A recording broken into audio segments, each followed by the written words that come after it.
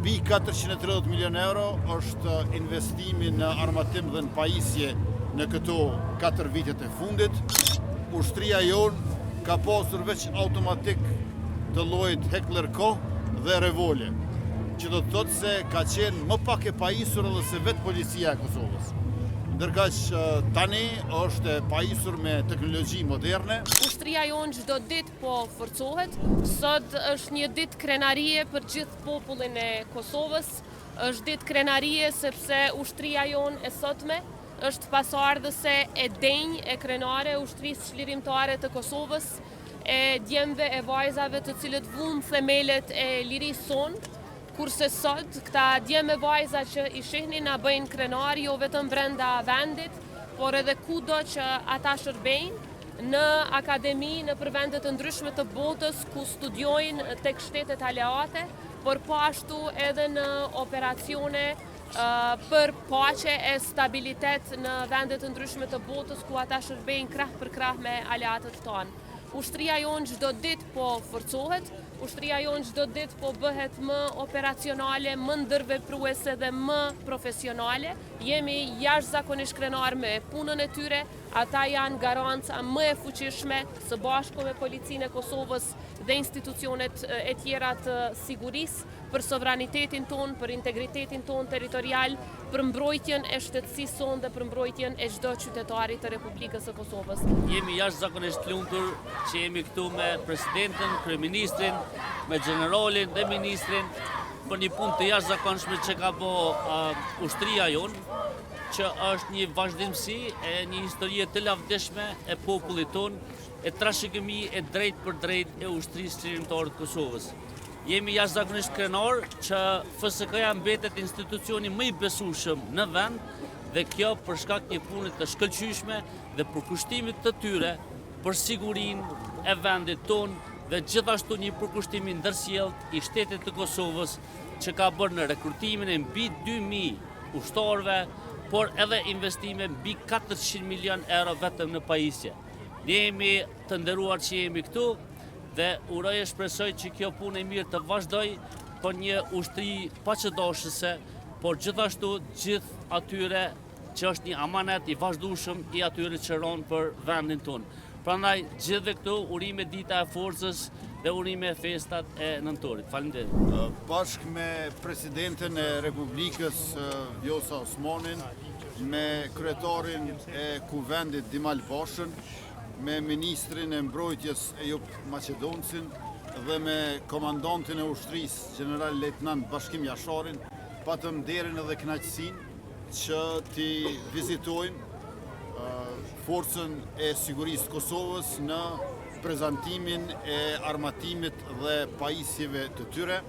që na bëjnë krenar dhe njëkohësisht të ndjehemi të sigurt si shtet, si institucione të Republikës, gjithnjë në shërbim të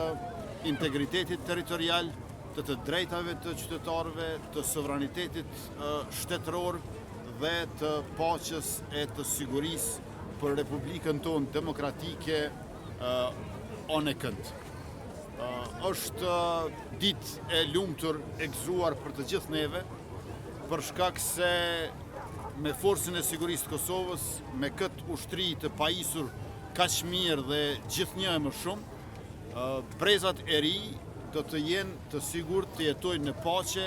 të zhvillohen dhe të lullëzojnë. Në njërin anë e kemi sakrificën e dëshmorëve të kombit, mbi të gjitha kryekomandantin Adem Jasharin dhe familjen Jashari, pastaj veteranët dhe invalidët e ushtrisë çlirimtare të Kosovës, e në anën tjetër i kemi gjithë këta fëmijë që kanë ardhur të shohin ushtrinë e tyre dhe e cila u ngros zemrat e njëkohësisht i bën edhe të ndjehen mirë për të ardhmën e tyre dhe për qytetarët dhe familjet në Kosovë. Mbi 430 milion euro është investimi në armatim dhe në pajisje në këto 4 vitet e fundit. Më përpara, ushtria jonë ka pasur veç automatik të llojit Heckler Koch dhe Revolje, që do të thotë se ka qenë më pak e pajisur edhe se vetë policia e Kosovës. Ndërkaq tani është e pajisur me teknologji moderne dhe kjo sa vije shtohet, me qenë se tashmë kemi më shumë se 2 fishim të çizmeve në tokë të ushtarëve tanë, por gjithashtu të syve në qiell, për shkak se e kemi pajisur ushtrinë me drona Skydagger dhe TB2, Bayraktar nga Turqia, Puma nga Shtetet e Bashkuara të Amerikës, e do ta kemi së shpejti edhe fabrikën e municionit, si dhe të prodhimit të dronave made in Kosova. Në veçanti duhet theksuar edhe sistemin antitank Javelin nga Shtetet e Bashkuara të Amerikës. Pastaj jemi në proces që të marrim edhe helikopter Black Hawk nga Shtetet e Bashkuara të Amerikës, dhe ky është momenti që duhet t'i falenderojmë aleatët tonë, NATO-n, në veçanti Shtetet e Bashkuara të Amerikës që na qëndrojnë pranë edhe në pajisje me armatim e municion, por edhe me trajnime të shumta që i përmendi edhe presidentja Vjosa. Janë 4 fishuar trajnimet jashtë vendit, është 3 fishuar buxheti për mbrojtje për siguri, dhe ky është një obligim që ja kemi mbrojtjes së atdheut ton, prandaj gëzuar të gjithëve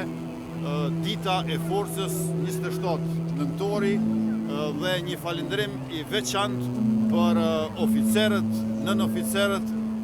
ushtarët e ushtarët tonë, të cilët edhe në ditë festave shërbejnë për sigurinë dhe mirëqenien e të gjithëve pa dallim.